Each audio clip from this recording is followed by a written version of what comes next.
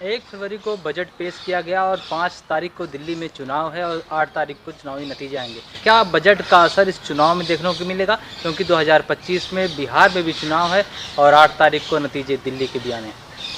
देखिए बजट तो देखिए mainly focused on Delhi and Bihar elections पर ही है, क्योंकि आपको बताइए कि सरकार जो है जो कुछ भी करती हो मतलब इन चीज़ों को दिमाग में हमेशा इलेक्शंस इनके दिमाग में होते हैं और चुनावी फ़ायदा तो वो कभी छोड़ नहीं सकते। और देखिए जहाँ तक चीज़ें हैं आज हर लोग इन चीज़ों को समझते हैं। अब देखिए दिल्ली में भी आप एक जो बहुत हाई पे इस बजट की कि 12 लाख तक आपने टैक्स माफ़ कर दिया है, जिसके की बड़ी मतलब चर्चा है। पार्लियामेंट में भी देखा जिस तरह से मेज पीट पीट के पीएम से लेके सारे उनके मंत्री बहुत खुश हो रहे थे। तो देखिए मतलब एक क्लास में आप देखिए तो ये जो लोग हैं देखिए हमारे देश में कितने हैं, आई थिंक 2.81 करोड़ ऐसे लोग हैं जो टैक्स पे करते हैं एक्चुअली, विच इज़ 2% और 3% of the total population. 140 crore के हिसाब से या 145 करोड़ के हिसाब से आप लगाओगे तो इतना ही परसेंटेज आता है। और देखिए ये जो आपने 12 लाख में माफ़ करा है, मैं मानती हूँ कि सैलरी क्लास जो है उनका फ़ायदा हुआ है। और फिर भी मैं ये कहूँ कि आज इस देश में कितने लोग हैं कि जिनकी 1 लाख की इनकम है ना, कितने लोग हैं जो इतना पैसा कमा रहे हैं। तो एक बहुत स्मॉल परसेंटेज है इनका फ़ायदा इससे हुआ है। और बाकी लोग जो काम कर रहे हैं, जो छोटे मोटे बिजनेस कर रहे हैं, छोटे मोटे काम कर रहे हैं, उनका क्या फ़ायदा है ये भी हमें मतलब सोचने वाली बात है ये। और देखिए जहाँ तक आप बात करते हैं इस बजट की, तो ये तो देख के ही पता चलता है कि फोकस है। मतलब बिहार में आपने इतनी योजनाएं दी हैं, बहुत makhana industry and so many things you have given, but what about the other states? और देखिए ये जो बजट है ना, इसमें कुछ भी ऐसा नया नहीं है। This is nothing new in this, है ना। देखिए आप देखिए जो मेन चीज़ें हैं, जो मतलब 3 चीज़ों को एड्रेस करना चाहिए था, वेदर अगर अनएम्प्लॉयमेंट की बात करिए आप, राइजिंग इन्फ्लेशन है, एंड देन इनइक्वालिटी जो बढ़ती जा रही है इस देश में, उनके बारे में इसमें कुछ भी उन्होंने उसका संज्ञान नहीं लिया है। और देखिए जो कि मैं बोलूँगी जो सेक्टर्स हैं जैसे कि हेल्थ है, एजुकेशन है, फार्मर्स के लिए आपने कुछ नहीं किया इसमें। तो कह तो रहे 3 लाख से बढ़ा करके 5 लाख क्रेडिट लोन ले सकते हैं।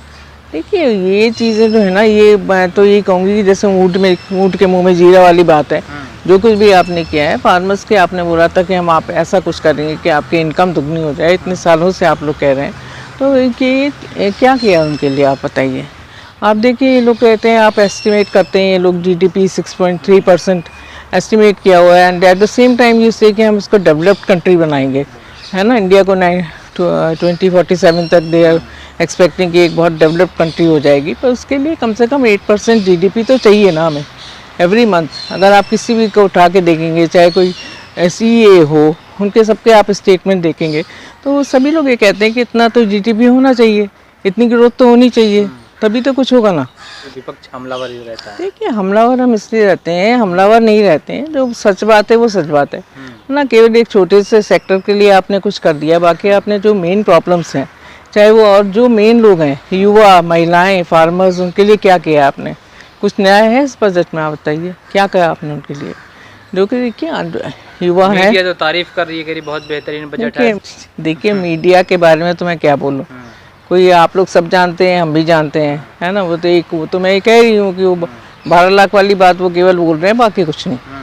और देखिए ना इन्होंने होम लोन्स के लिए कुछ किया। आज जो होम लोन्स पे हम लोग एक्सपेक्ट करते हैं कुछ ब्याज दरें कम होंगी या कुछ वेव ऑफ कर सकते हैं। आप अगर एक कॉर्पोरेट्स के जो बिलियनियर्स हैं उनके आप 10 लाख करोड़ का कर्जा आप माफ़ कर सकते हैं, तो इन लोगों के लिए कुछ नहीं।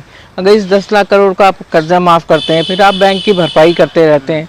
अगर यही पैसा आप GST रिड्यूस करने में लगा देते, है ना। डिमांड करी थी अपोजिशन ने कि GST कम से कम हाफ होना चाहिए।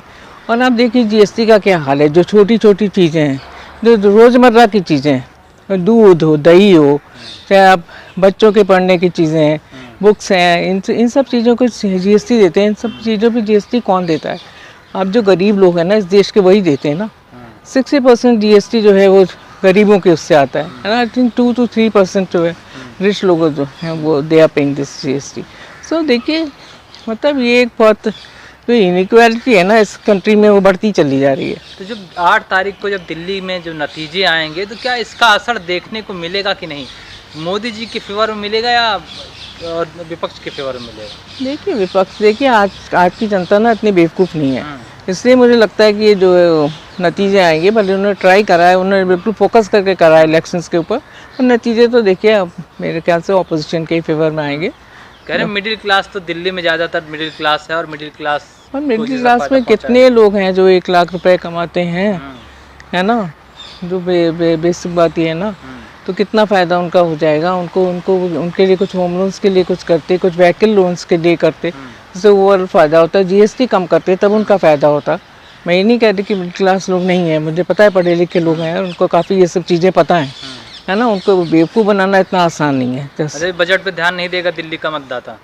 जी मुझे तो ऐसा ही लगता है, और तो उन्होंने बनाया इसीलिए है, पर मुझे नहीं लगता कि वो लोग भी जानते हैं कि किसी से उनका फ़ायदा होगा। जो मिडिल क्लास है वो पढ़ा लिखा भी है ना दिल्ली में, ऐसा लेकिन नहीं। विपक्ष तो लगातार कह रहा है ये चुनावी बजट है, तो चुनावी बजट है तो चुनाव में तो फायदा मिलना चाहिए। एक बार आप सुनो तो आपको लगता है कि हाँ कितना कर दिया गवर्नमेंट ने, बट जो लोग भी हैं, आप मिडिल क्लास कौन लोग हैं, सीए हैं, डॉक्टर्स हैं, है ना, इंजीनियर्स हैं, वो बड़े पढ़े लिखे लोग हैं, उनको समझ में आता है एंड में कि क्या हो रहा है ना। अगर उनको आपको कम करना तो आप जीएसटी कम कर दो, जीएसटी तो आप बढ़ा ही जा रहे हो, चाहे वो पॉपकॉर्न हो, you are distinguishing between a salty popcorn है ना एंड स्वीट पॉपकॉर्न, है ना, मीठा है तो उस पर 18% आपका जीएसटी हो जाता है, अगर नमकीन है तो 12% होता है।